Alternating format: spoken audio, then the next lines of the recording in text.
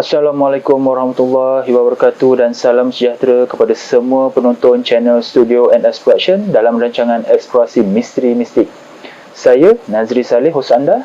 Hari ini saya bawakan anda kepada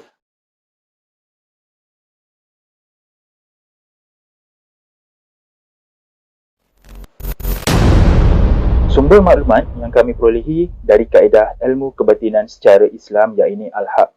Jika anda tidak suka dari sumber tersebut, sila berhenti menonton video dari channel ini. Sebelum saya teruskan video ini, bantu saya dengan tidak skip iklan ketika menonton video di channel ini.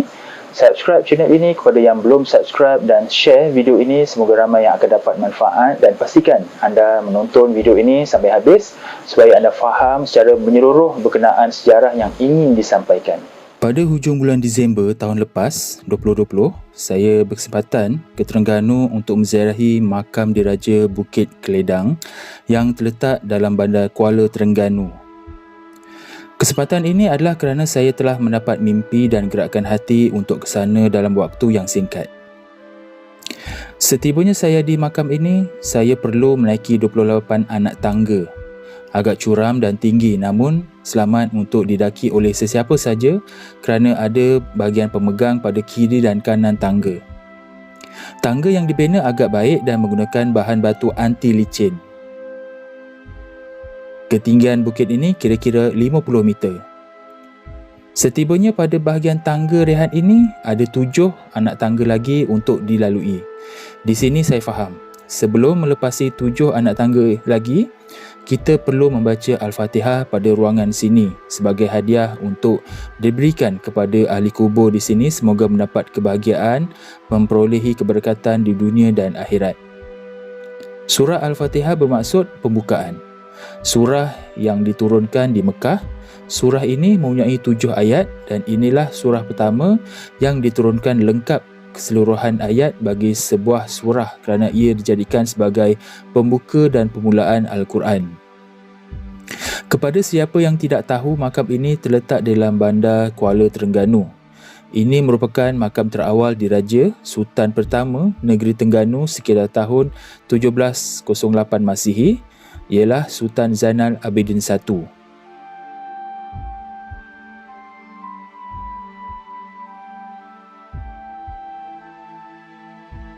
Baginda ialah putera Tun Habab Abdul Majid, iaitu Bendahara Padang Saujana Kota Tinggi Johor. Mengikut buku Tuhfat Al-Nafis karangan Raja Ali Haji, Tun Zainal Abidin menjadi Sultan Terengganu pada tahun 1708 berdasarkan duit kupang emas Terengganu yang mencatatkan nama Sultan Zainal Abidin.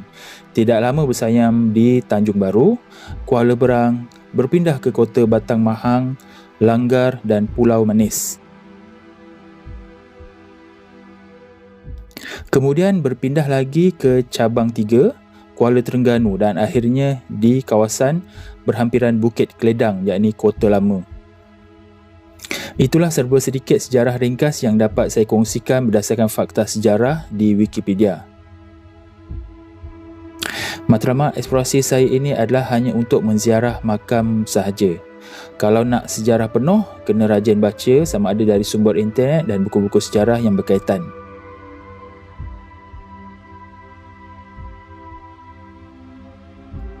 Setibanya pada makam Sultan Zainal Abidin, yang terlihat hanyalah sebuah makam sahaja tetapi binaan kompleks seperti menempatkan 2 buah makam. Saya tidak pasti kenapa binaan kompleks ini besar sedangkan hanya ada 1 makam sahaja di sini. Mungkin ada jawapannya sekejap lagi.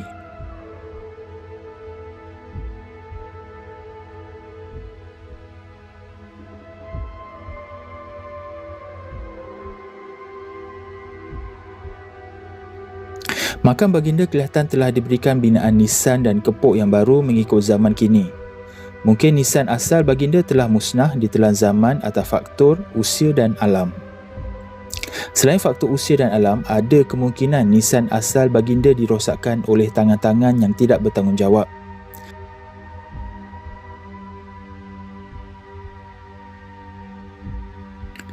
Ada maklumat dari sumber internet, nisan sebelum ini juga rosak dan pecah seperti sengaja dilakukan. Hanya Allah sahaja yang membalas tindakan yang tidak bertanggungjawab tersebut. Semoga mereka mendapat pengajarannya. Ini pakaian kuning lah.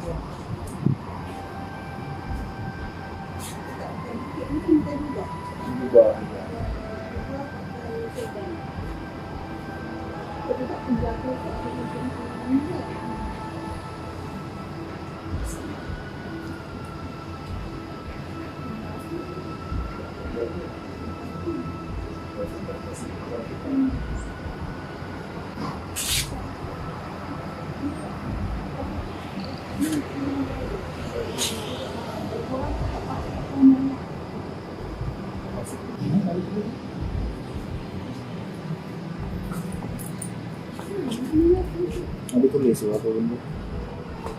Sultan.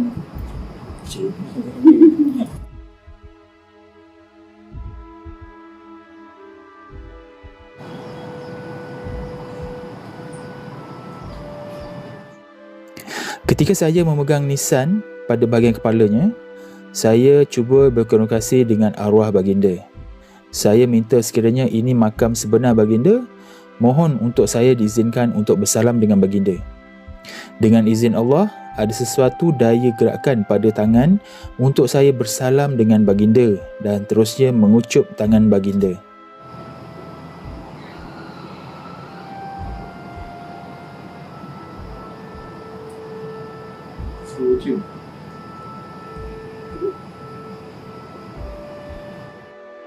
Subhanallah, Maha Suci Allah.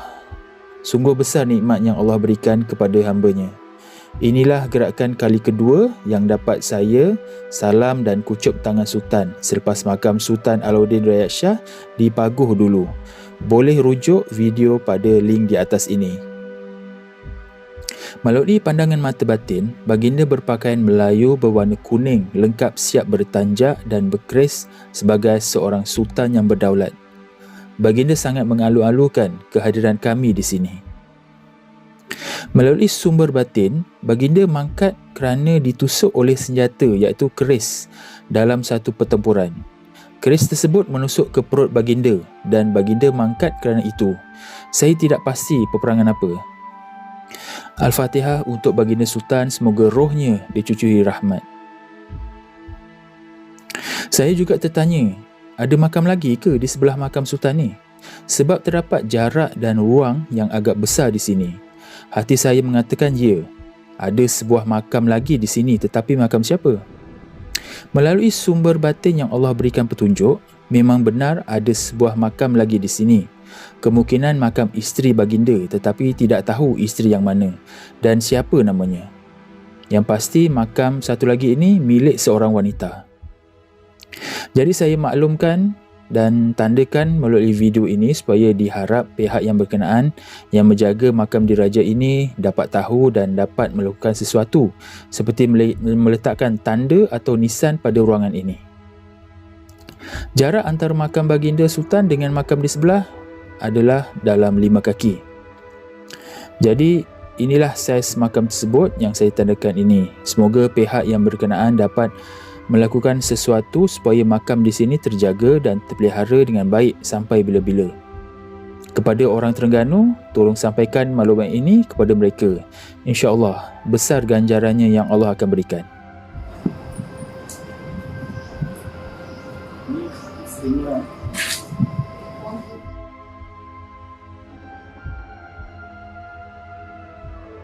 Seterusnya saya menziarah makam yang berlilit kain hijau ini. Ini makam seorang ulama besar ketika pemerintahan baginda Sultan Zainal Abidin. Ini menunjukkan bahawa baginda Sultan sangat mentaati perintah agama dan siasa memastikan syiar Islam terpelihara di bumi Terengganu.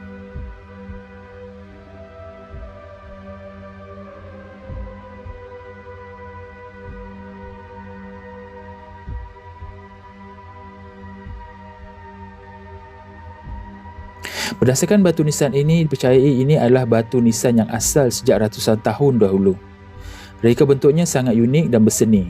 Bila sesuatu nisan tersebut sudah berumur ratusan tahun, kelihatan sudah ada kesan retakan. Tetapi saya bersyukur kerana pihak yang menjaga makam ini telah mengambil inisiatif dengan simen semula pada bahagian yang pecah tersebut. bagi mengekalkan reka bentuk nisan ini supaya tidak musnah begitu saja. Batu nisan ini dipercayai di antara jenis-jenis batu nisan Aceh yang digunakan bagi pembesar di Terengganu 300 tahun dahulu.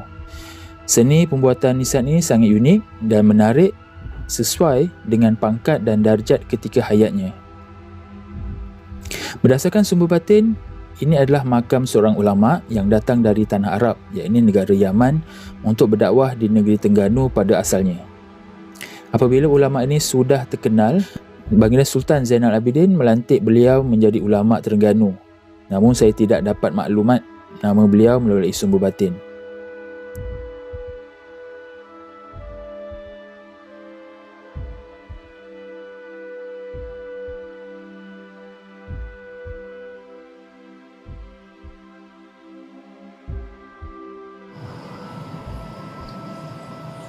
Ni putih tu ada.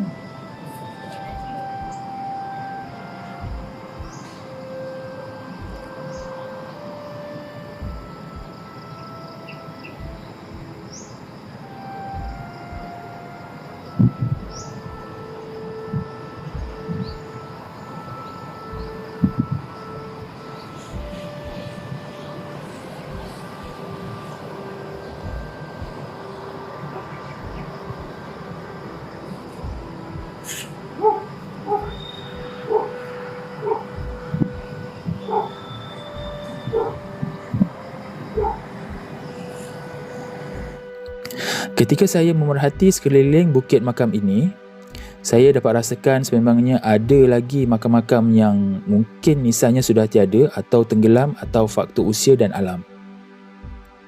Tiba-tiba saya terlihat sebuah makam lagi yang sudah tenggelam dengan tanah dan terlindung dengan rumput lalang. Subhanallah, ada lagi makam seorang ulama di sini yang dibalut dengan kain hijau.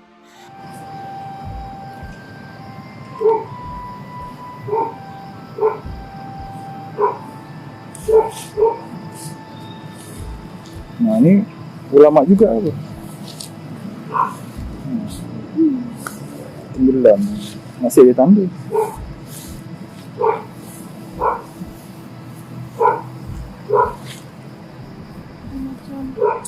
Dia ada ni. Ada apa? Dia kata tak? Dia bulat tengah. Macam serban Nabi. Dia ada macam gini lah. Oh. Atas sini dia tu. Sayu hati saya melihat makam ini, tersorok dari pandangan. Saya perhatikan dengan teliti. Nisan pada makam ini agak berlainan kerana nisannya seolah-olah berbentuk kupiah dari negara Arab yang bersaiz bulat dan besar. Dapat saya rasakan bahagian bulat pada atasnya. Untuk memastikan lagi, saya buka ikatan tersebut kerana hati saya berkata suruh buka untuk melihat.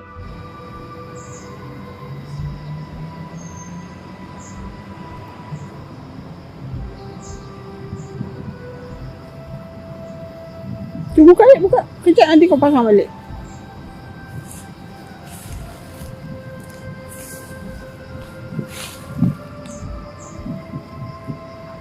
Tu set. Setelah dibuka, memang benar saiz nisan yang besar dan bulat di atasnya mengikut saiz kupiah dari negara Arab. Mungkin ini menunjukkan asal-usul jenazah tersebut. Gini, asal-usul tinggi macam ni kot. Cuma dia tenggelam. Macam serban ni.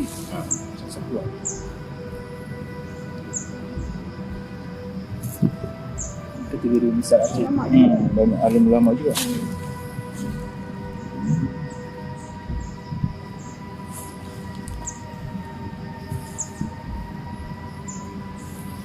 Macam apa ni? Serban ni. Mungkin juga ada dari Hadramaut kan. Namun pada makam ini saya tidak dapat maklumat siapakah namanya. Ya kana Abu ya kana Sani bin Siratal Mustaqim Siratal ladzina an'amta 'alaihim ghairil maghdubi 'alaihim waladdallin.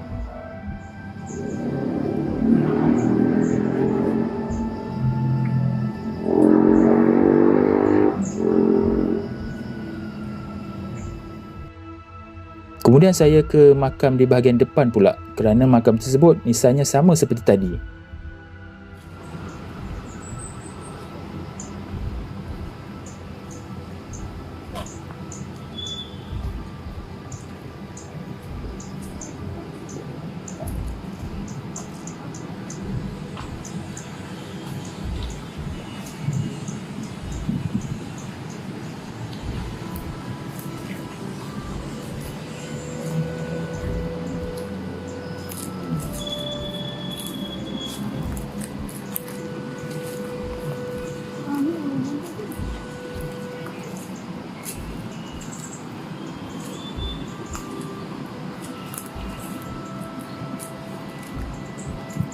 Makam ini masih dalam keadaan baik, tetapi disebabkan faktor usia, cuaca dan alam menjadikan rosak terutama nisan pada bahagian kepalanya. Nisan pada bahagian kaki masih utuh. Ada sikit perbezaan pada nisan ini berbanding yang tadi.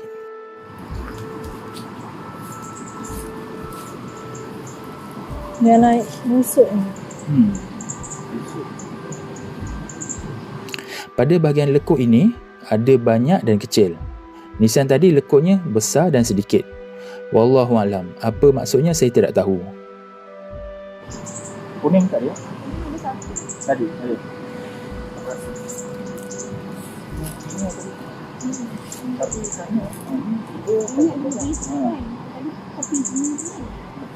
Ada busut yang sedikit meninggi pada makam ini dan makam ini masih berkepuk dengan baik dan terjaga. Dipercayai ini juga makam bagi seorang ulama dan pembesar istana pada ketika hayatnya.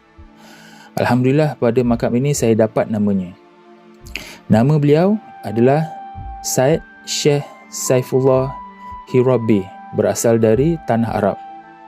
Itu saja maklumat yang diperolehi melalui sumber batin yang dapat saya kongsikan.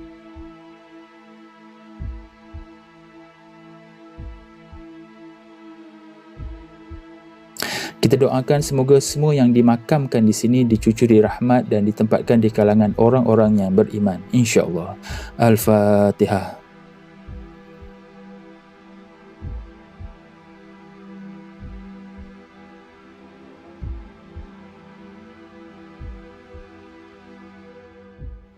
Jadi itu saja video untuk kali ini, diharap dapat memberikan sedikit pendedahan kepada generasi kini dan akan datang, juga memberikan sedikit maklumat kepada pengkaji dan peminat sejarah supaya dapat merungkaikan lagi sejarah ini. Jangan anggap maklumat sejarah dari sumber batin sebagai mengelirukan, tetapi anggaplah sebagai sumber maklumat yang perlu dipertimbangkan kerana semua maklumat datang dari Allah apabila hamba-Nya memohon pertolongan dan petunjuk. Apa pandangan dan pendapat anda untuk episod kali ini? Sila kongsikan di bahagian komen di ruangan video ini. Jangan lupa like dan share video ini kepada rakan-rakan anda supaya lebih ramai yang akan dapat manfaat dari video ini, dan subscribe channel ini kepada yang belum subscribe. Kepada yang baru ke channel ini dan berminat mengetahui eksplorasi yang lepas, masuk ke channel eksplorasi Misteri Mistik dan School di ruangan video. Anda juga boleh bantu saya dengan membeli baju eksplorasi Misteri Mistik ini di Shopee untuk saya mengumpul sedikit dana bagi meneruskan rancangan eksplorasi Misteri Mistik ini. Tanpa sokongan anda sukar untuk saya teruskan program ini. Dapatkan maklumat lanjut berkenaan pembelian pada bahagian description di bawah video ini. Jadi sampai di sini saja video untuk kali ini dan jumpa kita di episod akan datang yang lebih menarik, insya-Allah. Assalamualaikum.